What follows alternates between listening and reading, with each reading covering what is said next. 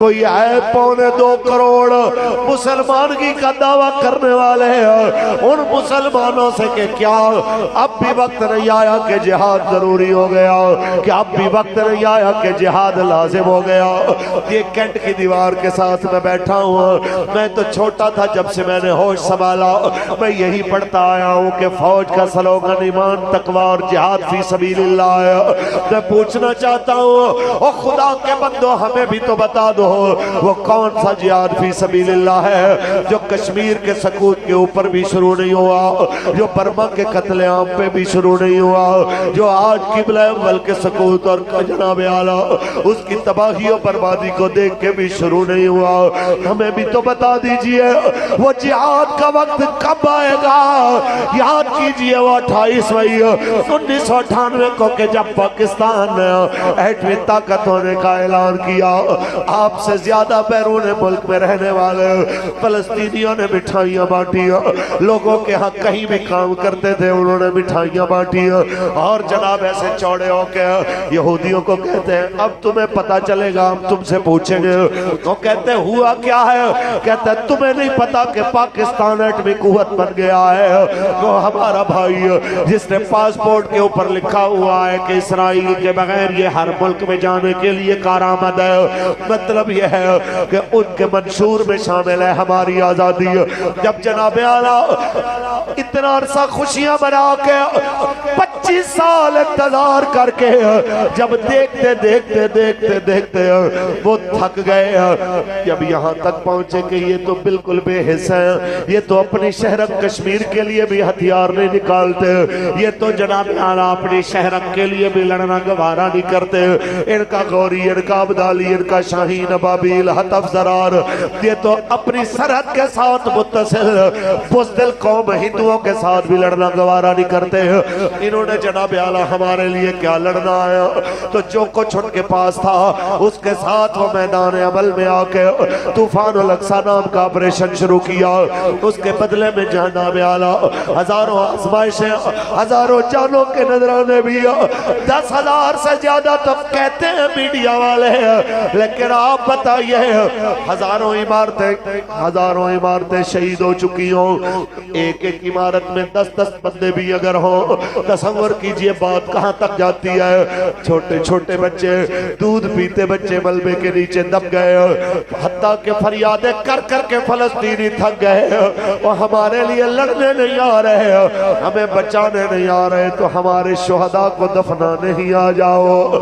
کوئی ہے سوال کرنے والا، کوئی ہے پوچھنے والا، لیکن اگر پوچھا بھی جائے تو کیا جواب دے جا کہ ان مظلوموں کو کہ آپ جن سے سوال کر رہے ہیں ان کو آپ کے ہسپتال پہ ہونے والے حملے کے بعد 3-4 ہزار بندہ جو ایک حملے میں مارا گیا، اس کے بعد اگلے دن ان کو آپ کے بچوں کے مرنے کا دکھ نہیں تھا جن سے آپ امیدیں لگا کے بیٹھے ہیں، ان کو پاکستان اور انڈیا کے میچ ہارنے کا دکھ تھا۔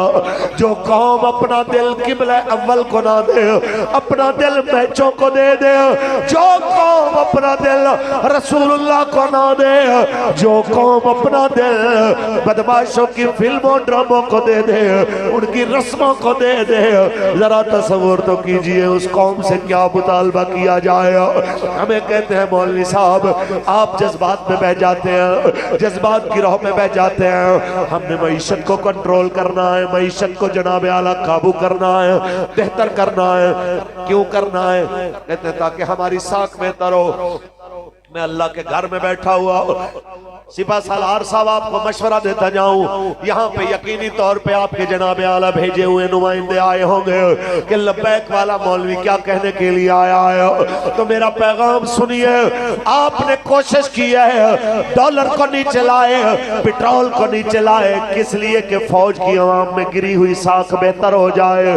آپ کی کوشش کے باوجود بھی نہیں ہو سکی، ڈالر نیچے آ کے بھی جناب اعلیٰ وہ والی بات बात नहीं बनी, 40 रुपए पेट्रोल कम करके भी बात वो नहीं बनी।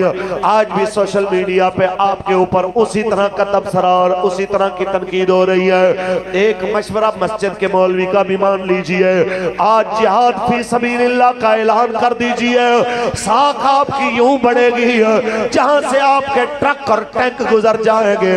ये कौम आपके ट्रकों की धूल को भी अपनी आंखों का सुरमा बनाने के लिए तैयार खड़ी होगी, आपको पानी पिलाने के लिए तैयार खड़ी होगी, आपके चेहरे से मिट्टी झाड़ने के लिए तैयार खड़ी होगी, आपके बच्चों की हिफाजत के लिए तैयार खड़ी होगी।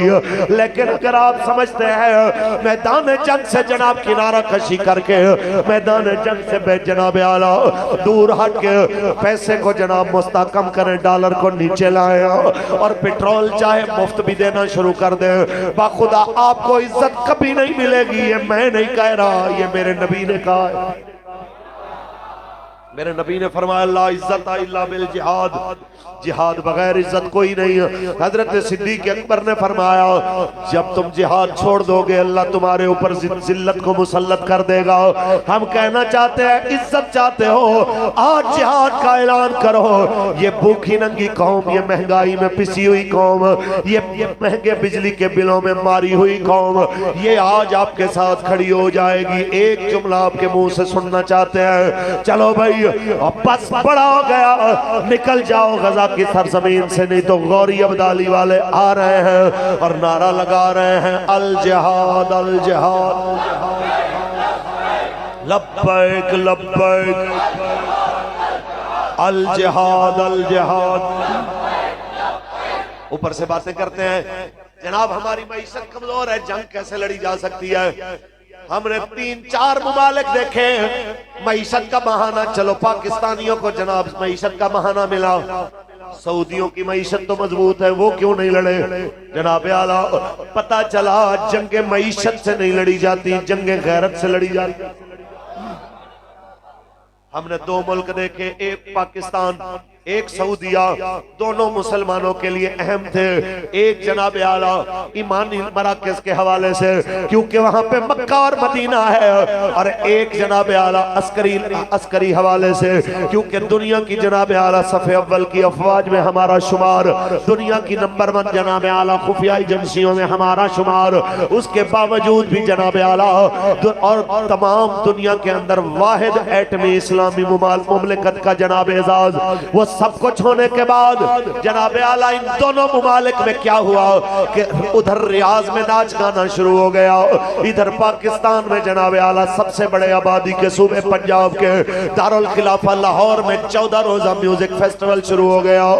बरोज़े हशर अगर शहीद फलस्तीनियों ने पकड़ के हमारे जनाब आला निगरान वजीर आला को, पकड़ के हमारे वजीर आजम को, पकड़ के हमारे सदर को, पकड़ के हमारे आर्मी चीफ को, पकड़ के हमारे जनाब आला चीफ जस्टिस को अल्लाह की अदालत में खड़ा किया, या अल्लाह इनसे पूछ जब हम मारे जा रहे थे, ये म्यूजिक फेस्टिवल का ऐलान कर रहे थे, ये 14 रोजा जनाब आला गाने गा के नाच गाने में गुम हो रहे थे, कोई है जवाब आपके पास? और अगर आप ये कहते हैं कि जंगे करने से मईशत कमजोर होती है, तो मैं नहीं कह रहा, इकबाल कहता है मईशत मजबूत ही जंगों से होती है। इकबाल कहता है, मैं कहता हूं कि जनाब आला जंग जनाब आला इससे मईशत मजबूत होती है। मोमिन का तो सबसे बड़ा मुआशी निजाम ही माल गनीमत पे होता है, तो फिर जनाब आला तुम क्यों इससे मुंह मोड़ रहे हो, क्यों इससे भाग रहे हो? और अगर मुसलमान तो मुसलमान रहा, मैं तुम्हारे सामने आलम कुफर की 2-3 मिसालें देता जाऊं। दहाइयों से जंग जारी है, अमेरिका ने एक जगह से खत्म होती है, दूसरी जगह जंग चला देता है। आज भी सुपर पावर है, जब से बना है इसराइल तब से लेके आज तक हालत जंग में है। पूरे मशरक़ वुस्ता को जनाब आला वो चैलेंज दे रहा है, टेक्नोलॉजी में आ गया है। तरक्की बंदा तब करता है जब उसको पता हो मेरा दुश्मन कौन है, और आपने दुश्मनी बुला दी अपने, आप अपने दुश्मन को भी मुंह तोड़ जवाब देना नहीं चाहते। आप ये कल की बात है कि जनाब आला जब सियालकोट सेक्टर पे बारूद की बारिश बरस रही थी, हमने सोचा چلو یار فلسطین نہیں جا سکے، یہاں سے جہاد کا اعلان ہوگا، چلو ہندوؤں سے دو دو ہاتھ کر لیں گے۔ لیکن افسوس ہمیں پتہ چلا کہ اگلے دن کچھ بھی تو نہیں ہوا، اگلے دن کوئی جہاد کا اعلان نہیں ہوا۔ میں بس اتنی بات بتاؤں، اقبال قلندر سیالکوٹی قلندر لاہوری سے پوچھئے، بتاؤ جنگیں کرنے سے عزت ملتی ہے یا بندہ ذلیل ہوتا ہے؟ اقبال کہتا ہے میں تجھ کو بتاتا ہوں تقدیر امم کیا ہے، میں تجھ کو بتاتا ہوں تقدیر امم کیا ہے، شمشیر و سینہ اول طاؤس رباب آخر، شمشیر و سینہ اول طاؤس رباب آخر۔ پھر جناب اعلیٰ ہم جہاد کا مطالبہ آپ سے کرتے ہیں، ہمارا صرف سادہ سا سوال ہے، جہاد کے نام پہ، دفاع کے نام پہ آپ نے ہم سے دفاع کے نام پہ 1750 ارب کا اس دفعہ بھی بجٹ لیا ہے۔ حضور والا بارڈروں پہ جنگ نہیں چل رہی، اندرون ملک یہ حالت ہے کہ 12 ربیع الاول شریف کو مستونگ میں میلاد کا جلوس بھی دھماکے سے محفوظ نہیں رہا، ہنگو کی مسجد بھی دھماکے سے محفوظ نہیں رہی۔ ہمیں بھی تو بتائیے وہ 1750 ارب کدھر چلا گیا؟ ہاں ہمیں یہ ضرور نظر آتا ہے ہر 6 مہینے بعد خبر چلتی ہے لبیک کے خلاف کریک ڈاؤن ہونے لگا ہے، لبیک کے خلاف جناب لسٹیں بن رہی ہیں۔ میں نے کہا سرکار جتنا آپ ہمارا رستہ روکنے کے لیے محنت کر رہے ہیں، خدا کی عزت کی قسم اتنا آپ جہاد فی سبیل اللہ کے لیے انڈیا کی طرف قدم بڑھاتے ہیں، لبیک والے آپ سے آگے ہو کے لڑنے کے لیے تیار، آپ کے ساتھ کھڑے ہو کے لڑنے کے لیے تیار، آپ کے پیچھے کھڑے ہو کے لڑنے کے لیے تیار، لیکن دکھ کی بات ہے آپ اپنے ہی ملک کے محافظوں کو خود اپنے ہاتھوں سے کمزور کرنے کے لیے اگر جد و جہد کریں گے تو بتائیے تو صحیح